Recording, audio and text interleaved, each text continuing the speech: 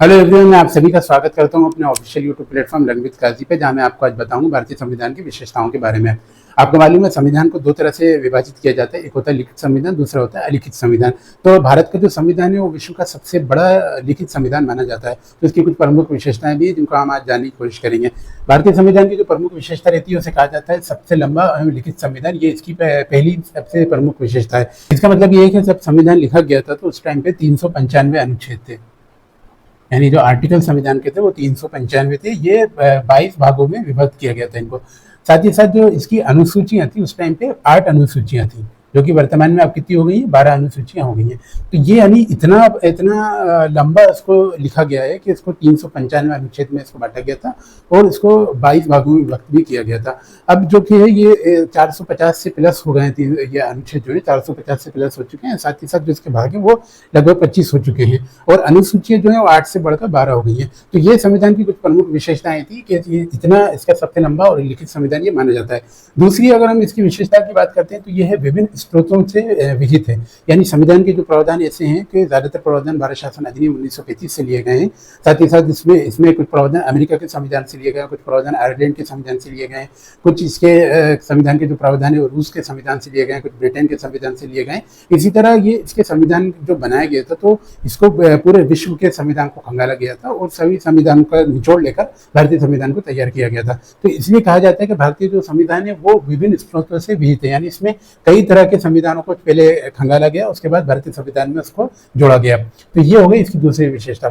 तीसरी इसकी विशेषता है नम्यता एवं अनम्यता का समन्वय। इसका मतलब ये है कि भारत के संविधान के जो प्रावधान है वो अगर आसानी से चेंज हो सकते हैं तो इसको लचीले संविधान यानी बिल्कुल आसान संविधान में रखा जाता है। और अगर इसके कुछ प्रावधान ऐसे हैं कि इसको प्रोसेस को इसको बदलने के लिए बहुत ही ज़्यादा लेंथी प्रोसेस की जरूरत पड़ती है, बहुत ज़्यादा लंबी प्रक्रिया की जरूरत पड़ती है, तो ये भारत का संविधान दोनों का सम्मिश्रण है। यानी इसमें कुछ प्रावधान ऐसे हैं जिनको आसानी से चेंजेस किया जा सकता है और कुछ प्रावधान संविधान के ऐसे दिए गए जिनको बदलने के लिए संसद के जो सदस्य हैं उनके 2/3 बहुमत की आवश्यकता पड़ती है। साथ ही साथ जो भारत के जो राज्य हैं उनका तो आधे से अधिक राज्यों का समर्थन भी होना चाहिए।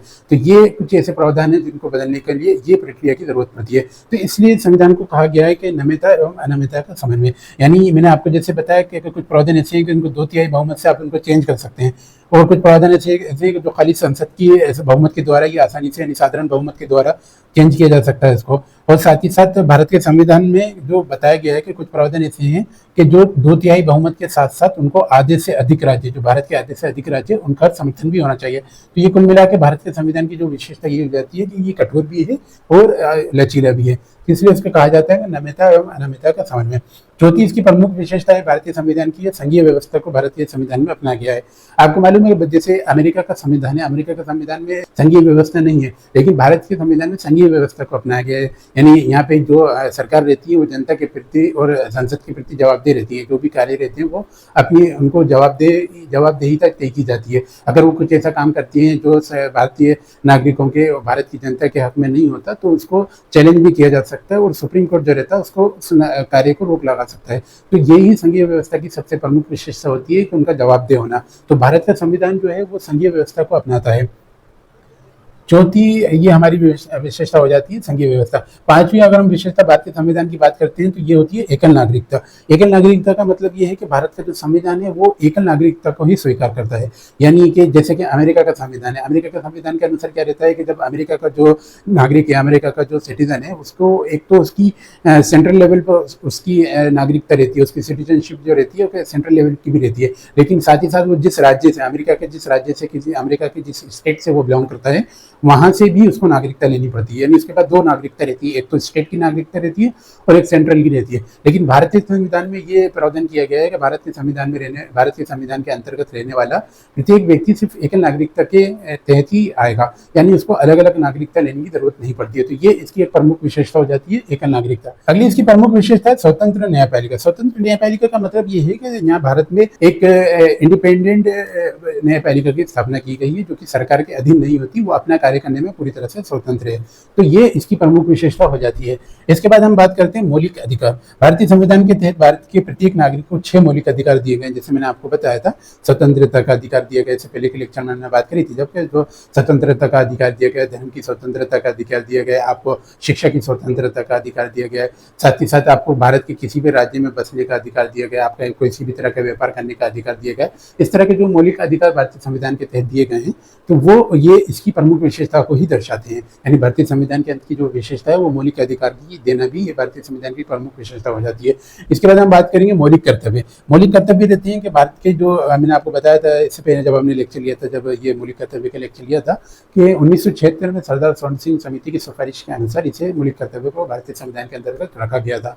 इसका रखने का प्रमुख रीजन यही था कि भारत के नागरिकों को अपनी जो देश है, अपने राष्ट्र के प्रति अपनी जिम्मेदारियों का एहसास कराना। तो ये मौलिक कर्तव्य जो हो जाते हैं, ये भी भारतीय संविधान की प्रमुख रूप से विशेषता हो जाती है। इसकी एक और अगली विशेषता है प्रमुख रूप से, जिसे कहा जाता है राज्य के नीति निर्देशक तत्व।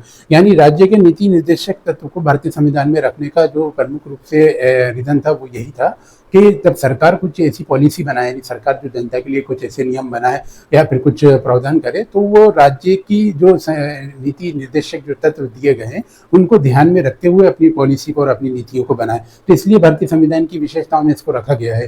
ठीक है। इसके बाद एक और प्रमुख रूप से विशेषता आती है, उसे कहा जाता है सार्वभौमिक वयस्क मताधिकार। यानी भारतीय संविधान में जो है ये मत का अधिकार जो है अनुच्छेद 326 के तहत भारत के प्रत्येक नागरिक को दिया गया है। भारत का प्रत्येक नागरिक जो 18 साल की आयु पूरी कर लेता है वो वोट देने का अधिकार रखता है। शुरू में जब संविधान में से वयस्क मताधिकार को शामिल किया गया था तो उस टाइम पे मत देने की यानी वोट देने की जो एज रखी गई थी वो 21 वर्ष रखी गई थी, लेकिन बाद में इसे संविधान संशोधन के द्वारा कम कर 18 वर्ष कर दिया गया। तो अभी भी भारतीय संविधान के अंदर जो आयु रखी गई है वो 18 वर्ष ही है। ठीक है। तो ये भी भारतीय संविधान की प्रमुख रूप से विशेषता हो जाती है कि सार्वभौमिक वयस्क मताधिकार। अब हम बात करेंगे भारतीय संविधान की एक और विशेषता के बारे में, जिसे कहा जाता है त्रिस्तरीय शासन व्यवस्था।